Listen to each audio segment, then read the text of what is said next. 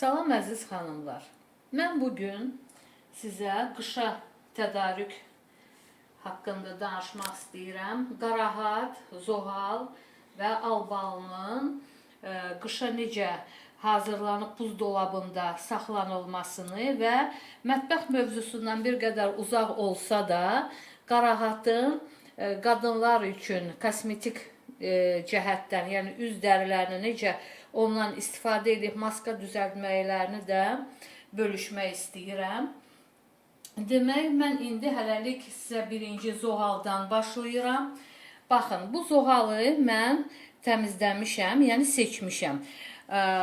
Burada görürsünüz ki, rəngi də seçilir. Bunlar hələ tam yetişməyib. Ayırmışam. İndi 1-2 gün belə qalır, qızarır. Sonra bunu da istifadə edəcəyəm. Özünüz də görürsünüz ki, bunun rəngi ondan necə seçilir. Bu zoğalı mən demək təmizləmişəm, yumuşam. Sonra aş süzənə qoyub gözləmişəm ki, suyu süzülsün. Sonra belə bir dəsmalın üzərinə qoymuşam, sərmişəm ki, bunların demək tam suyu süzülüb qurusun. Belə qurulayandan sonra demək mən bunları bir siniyə qoyuram, yəni padnosa, bir böyük bir nimçəyə. Baxır ki, zoğal nə qədərdir. Elə olsun ki, buzdolabına da yerləşə bilsin. Və qoyuram buzdolabına. Buzdolabına qoyuram, sonra bunlar bir qədər donmalıdır, bərkiməlidirlər. Ondan sonra götürürəm həmən bu zoğalları. Belə mən indi bu qabdan istifadə edirəm. Marketlərdə plastik qablar da satılır. Onlardan da istifadə eləmək olar. Sonra xüsusi buzdolabı üçün demək paketlər satılır, torbalar satılır. Ondan da istifadə eləyə bilərsiniz. Yəni həmən bu zoğalları yığıram, ağzını örtürəm və buzdolabında saxlayıram. Bunun üstünlüyü nədədir? Yəni ki, zoğalın və yaxud albalını da elə eyni cür zoğalı necə hazırlayırıqsa, albalını da elə hazırlayırıq. Bunun üstünlüyü nədəndir? Məsələn, qışda buzdolabından zoğalı, ya albalını, ya qarahatı çıxartıb, bir qədər buzu əriyəndən sonra onlardan çox gözəl istifadə eləmək olur. Kompot, məsələn, bir qədər zoğal, bir qədər qarahat, mövsümə baxır, məsələn, alma, heyva, nar, onlardan da hərəsindən bir qədər qazana qoyub gözəl kompot pişirmək olur. Və yaxud soyuq dəymələrdə görürsünüz ki, zoğal mürəbbəsini o qədər də çox xoşlamırlar. Amma soyuq dəymədə elə bil ki, təzə, indicə dərilib ya və yaxud bazardan alınmış, görürsünüz ki, zoğal kimi olur. Buzdolabından çıxartırsınız və soyuq dəymədə istifadə eləmək olur. Ona görə bunun üstünlüyü mənə elə gəlir ki, mürəbbədən daha yaxşıdır. Həm də yenə təkrar edirəm, kompot pişirmək olur qışda, başqa meyvələrlə bir yerdə. İndi isə mən sizə qarahatı nümayiş elətdirəcəyəm. Baxın, bu qarahatı artıq mən hazırlamışam. Yəni ki, mən demək bunu təmizlədim. Baxın, yumuşam, sonra suyu süzülüb. Elə bax, beləcə dəsmalın üzərinə sərmişdim, quruyub. Sonra isə, bax, belə siniyə qoyub, buzdolabına qoymuşdum. Baxırsa, səsi də gəlir, necə donub. Baxın, donub, dəndəndir. Sonra mən bunu indi elə plastik qablara qoyub, buzdolabına qoyacağım. Mən sizə nümayiş elətdirmək istəyirəm ki, məndə keçən ildən bir qədər qalıb, həmən qarahat. Baxın, necə qalıb.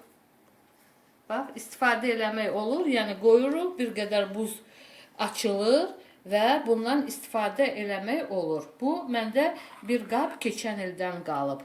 Bax, belə hazırlanır. İndi isə mən albalıdan da yenə demək istəyirəm ki, onu da zoğal kimi demək yuduz, suyu süzüldü, quruladınız. Buzdolabına qoyursunuz, yenə plastik qablara qoyursunuz, saxlamaq olur. Albalıdan qışda, yəni yenə kompotlarda istifadə eləmək olur. Sonra tort pişirəndə, məsələn, tortun arasına kremlə qarışdırıb qoymaq olur. Yəni, kim necə istəsə, ondan istifadə edə bilər. Bir də indi mən sizə dediyim kimi qarahatdan demək üz dərisi üçün maskalar da demək istəyirəm. Çünki elə hal-hazırda yəni meyvələrdən söhbət eləyirik. Xanımlar istifadə eləsinlər. Demək qarahat çox vitamin C ilə zəngindir. Ondan demək həm yumuşaldıcı, ağardıcı kimi xüsusilə qırmızı qarahatdan istifadə eləmək olur. Nəmləndirici. Mən indi sizə deyim quru dəri üçün. Baxın, quru dəri üçün bu bizim qarahatdan, bax bu qarahatdan. Özü onu da deyim ki, yəni fərq eləmir.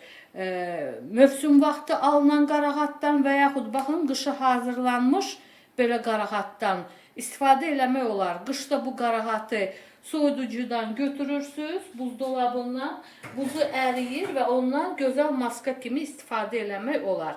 Məsələn, quru dəri üçün eyni bərabərdə, yəni 2 xörək qaşığı zeytun yağı, 2 xörək qaşığı xama, 2 xörək qaşığı da bu qarahatı yaxşı püre halına salırsınız, zeytunu, xamanı qarışdırırsınız ona. Yağlı dəri üçün isə, məsələn, zeytun yağı əlavə eləmirsiniz, xama əlavə eləmirsiniz, eyni, yəni bərabərdə götürürsünüz, amma qatıqla. Elə üz var ki, məsələn, xanımlarda qabıq verir. Onda, məsələn, soyumuş südlə, demək, qarahatı qarışdırırsınız, sıyıq halında, kaşa belə deyək də, sıyıq halında salırsınız, ondan istifadə eləyirsiniz. Qırmızı qarahat daha çox yağlı dərilər üçündür. Məsələn, üzdə səpkilər olanda, qara nöqtələr olanda qırmızı qarahatdan istifadə eləmək olur. Məsələn, nəmləndirici kimi görürsünüz ki, qarahatdan istifadə eləyin. O da yaxşı. Məsələn, yağlı kəsmi ilə qarışdırın. Bir qədər süd də əlavə eləyin. Sıyıq halına salın. Demək, nəmləndirici istifadə eləyə bilərsiniz. Onu əlavə eləmək istəyərdim ki, qarahat maskasını 2 həftədən bir eləmək lazımdır və üzdə 10 dəqiqədən artıq saxlamayın. Çünki onun rəngi üz dərisini dəyişə bilər. Yəni ki, çox tez-tez eləmək və üzdə çox saxlamaq məsləhət görülmür. Sağ olun.